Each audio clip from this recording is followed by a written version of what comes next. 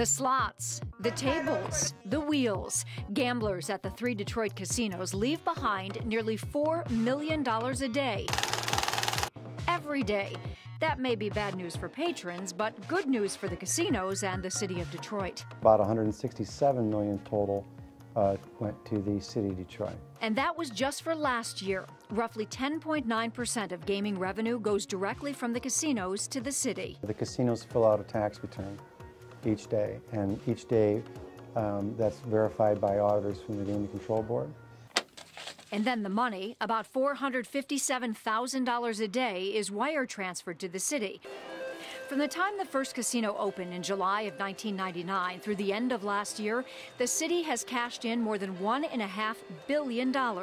Lady Luck has been good to Detroit. And that money belongs to the city of Detroit, and it's spent how they and their elected representatives choose. When you look at the city's budget for fiscal year 2010-2011, casino revenues made up more than 5% of the total.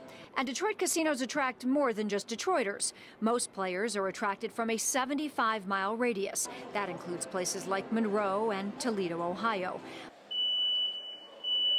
But come this spring, that could all change. About 60 miles down the road, the Hollywood Casino Toledo is scheduled to open in late May. With 2,000 slots and 60 tables, it will be a bit smaller than the Detroit casinos. But it will likely attract patrons from both Ohio and Southeast Michigan, people who now come to the Detroit casinos. Anywhere from maybe 5 to 10% of the people, of the casinos, patrons that are in their Players Club could be from Ohio. And so we do believe there's going to be an impact.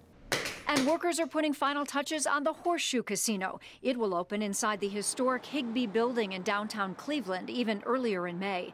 Casinos are also being built in Columbus and Cincinnati. It's all potentially bad financial news for Detroit's casinos and the city budget. That impact, is compounded by reduced tax, not just necessarily their profitability, remember? It would be their profitability, reduced taxes, reduced money going to the city of Detroit, and probably reduced jobs. The 3 casinos were reluctant to talk with us about this issue, and city budget officials couldn't fit us into their schedule either. But even if they don't want to talk about this problem, they need to think about it. 5% is actually a big impact, and so there is a concern, but we'll have to see where that goes.